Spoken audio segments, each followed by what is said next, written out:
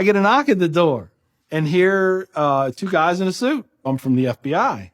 The first thing I have to say is, what took you guys so long? I told them the truth. I was going to make my own IED, and I was going to set across the Islamic Center over in a bank's parking lot, and I was going to dial it in and just watch the show.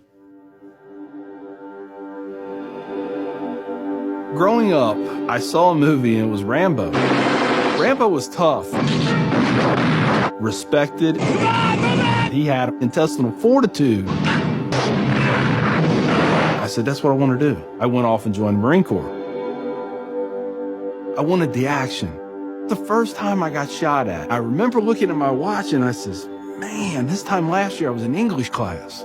I fought several times in the Middle East, Desert Shield, Desert Storm, South America, Philippines, Somalia. I think the worst things that I have seen is dead children. I had to suck it up. I had to be there for my guys. Each one of those teardrops stands for a confirmed kill. I stopped adding after 26. Where I was taught, Marine Corps, just own it and then let it go. But there comes a time when there's too much of that, and you can't turn it off anymore. I want you to give me a window into your state of mind at that time.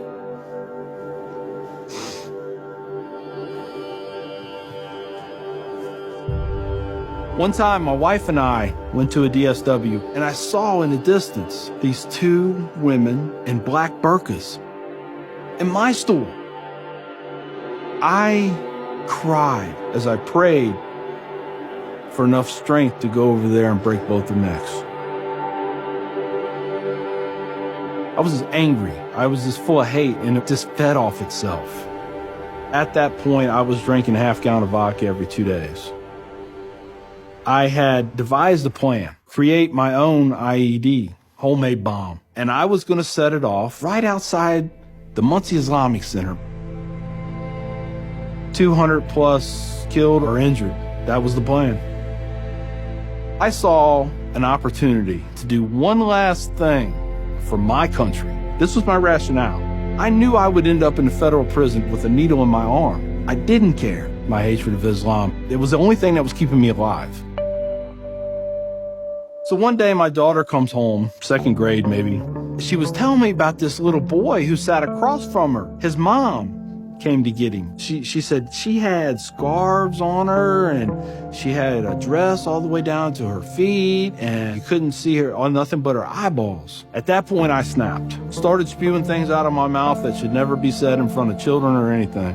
She didn't say anything. It was the look on her face. I remember my daughter looking at me like I was absolutely the craziest person on the face of the earth. She was my little buddy. She used to say we were road dogs. I know I saw it in her eyes. I made her question that love.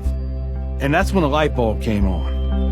I decided to give the people of this community one more chance. So I went to the Islamic Center, see a gentleman in the shoe room taking off his shoes. He looks at me and he smiles.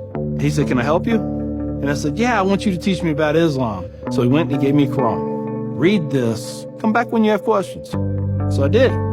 And I would see things in the book. I'd be like, there it is. I got them right there. Explain that to me. And they would.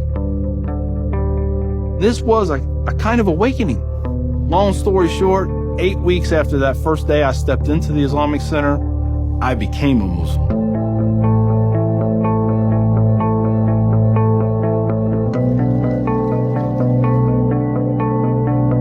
I'm a Muslim, a veteran, and a proud American. I had learned that I was completely wrong about everything that I felt. You know, Judaism had a message, Christianity had a message, Islam had a message. Funny thing is, though, it was the same message. It was about peace, and it was about love. Please join me in welcoming Mr. McKinney. My big thing is now to stop the hate. Nothing good has ever come out of hatred. I've done too many things.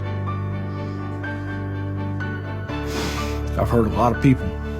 I have to live with that. But if I can stop somebody else on the path of non-forgiveness, I won.